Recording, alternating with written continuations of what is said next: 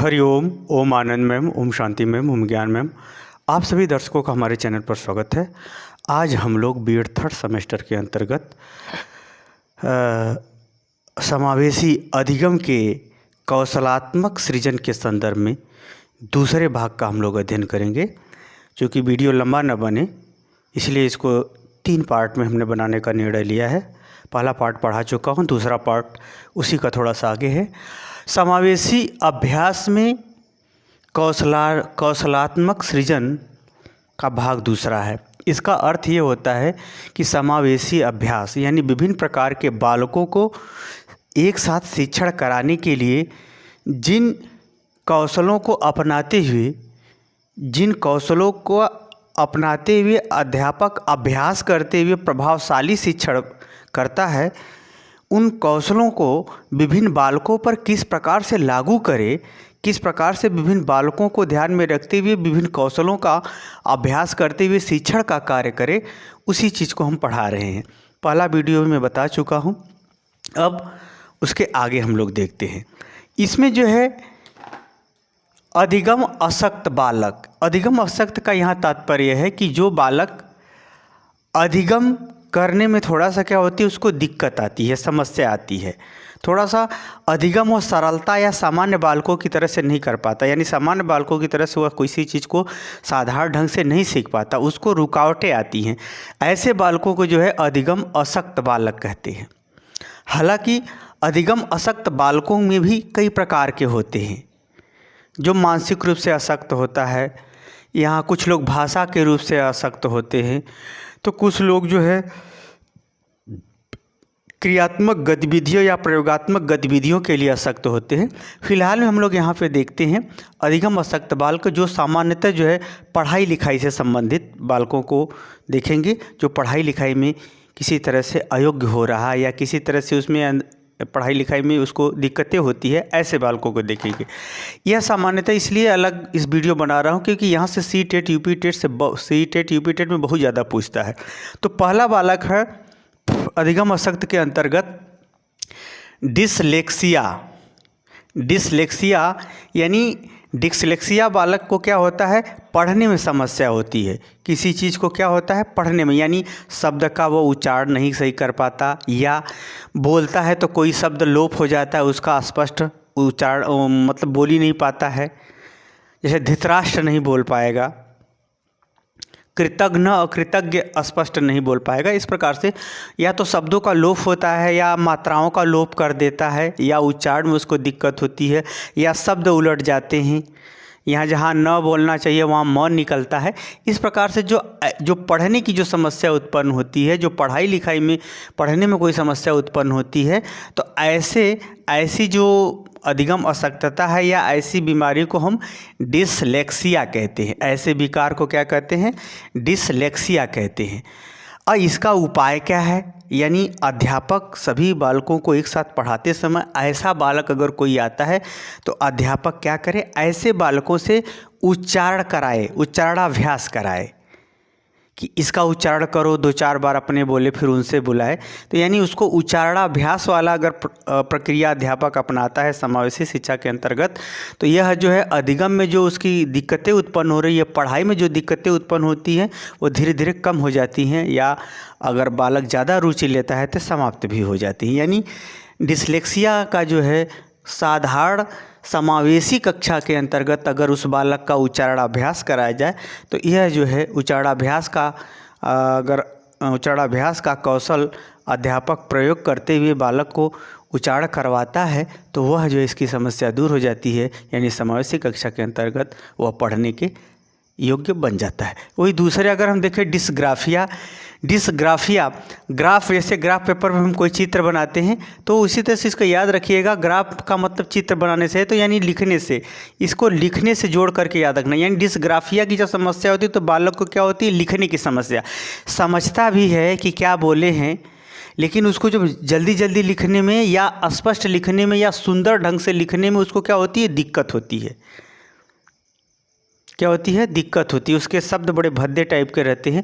तो ऐसे बालकों को अगर लिखने की समस्या को दूर करना है तो निब पेन या फाउंटेन पेन से जो है आलेख या सुलेख वाला अगर लिखवाने का काम उससे किया जाए तो इस समस्या को कम किया जा सकता है, और इस समस्या को अगर ज़्यादा अभ्यास करता है तो दूर किया जा सकता है।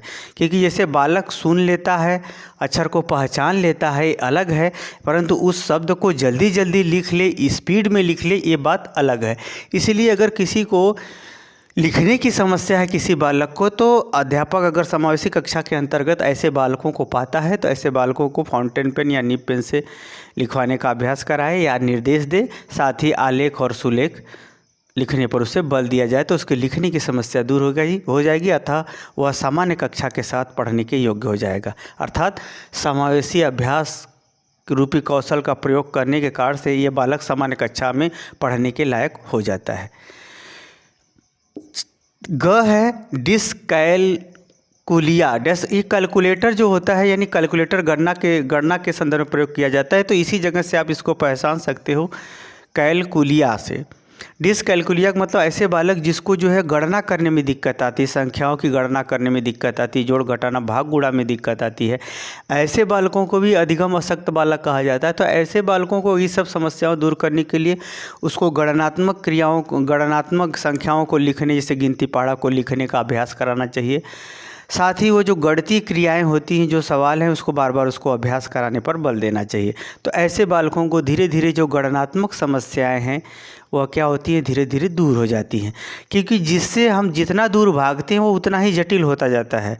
अध्यापक जब इन बालकों को अभ्यास के माध्यम से उस समस्या के जितना ही टेकअप करने या जितना ही प्रयास को बढ़ा देता है तो उतना ही वो बालक क्या होता है, उस चीज़ को अच्छी तरह से सीख जाता है। तो ऐसे बालकों को गणितीय क्रियाओं में अभ्यास और गणितीय क्रियाओं में जो गिनती पाड़ा या फार्मूला इत्यादि उसको लेखन पर बल दे तो इस समस्या का समाधान होगा, अर्थात वह सामान्य बालकों के साथ पढ़ने के योग्य हो जाएगा।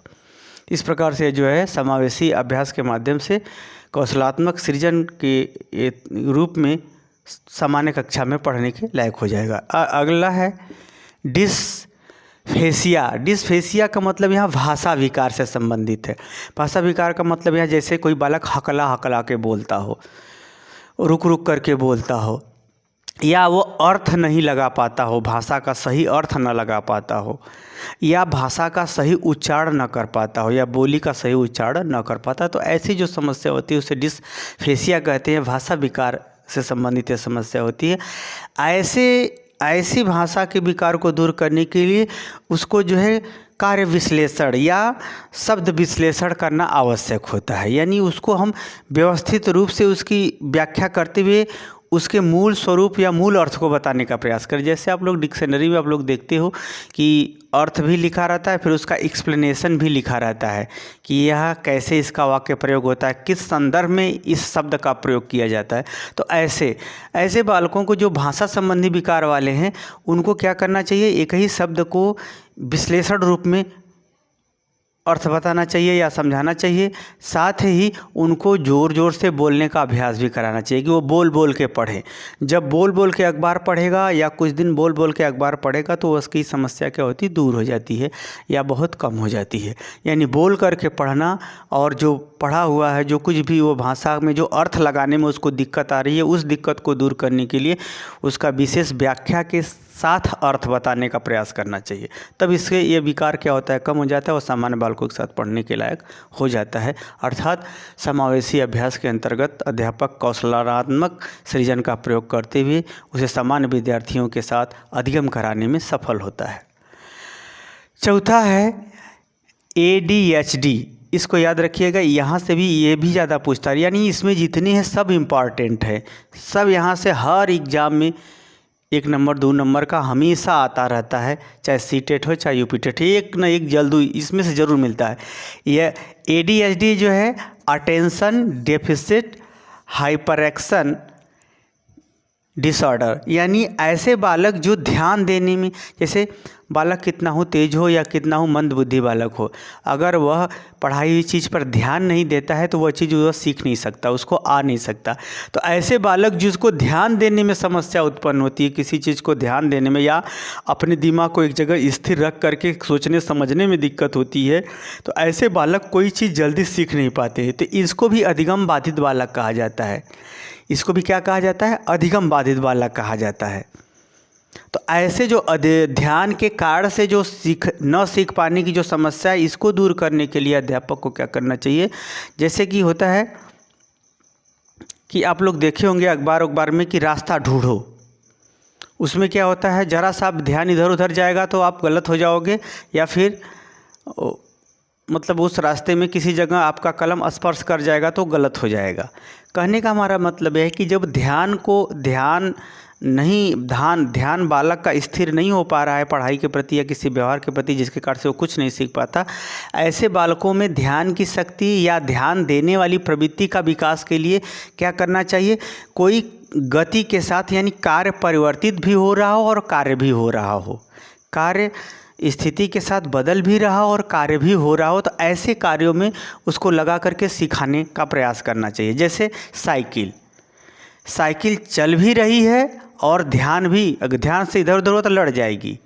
कहने का हमारा ये तात्पर्य है कि जो परिवर्तनशील गति के साथ परिवर्तनशील कार्य हो, ऐसे कार्यों में ऐसे बालकों को लगाने से उनकी जो बराबर इधर उधर भागने का दिमाग, बराबर स्थिर न रहने का विचार या स्थिर न रहने की जो प्रवृत्ति है, या बहुत गड़बड़ाहट की जो प्रवृत्ति है, ये थोड़ा धीरे धीरे नियंत्रित होने लगती है, धीरे धीरे कम हो जाती है। यानी जो ध्यान उसका किसी कार्य पर विशेष रूप से नहीं लग रहा था, वो धीरे धीरे लगना शुरू हो जाएगा। जैसे सिलाई मशीन है, अगर उसे सिलाई सिखा गया, ज़रा सा ध्यान इधर उधर जाएगा तो वो सिलाई नहीं गलत हो जाएगा।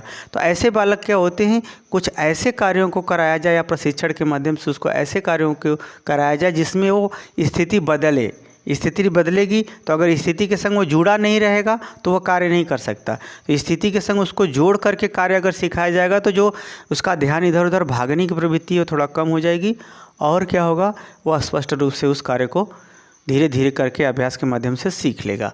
अर्थात ध्यान की प्रवृत्ति में सुधार होने से वह सामान्य बालकों या व्यवहारिक चीज़ों को सीखते हुए अपना कार्य कर सकेगा और सामान्य बालकों के संग अधिगम कर सकेगा।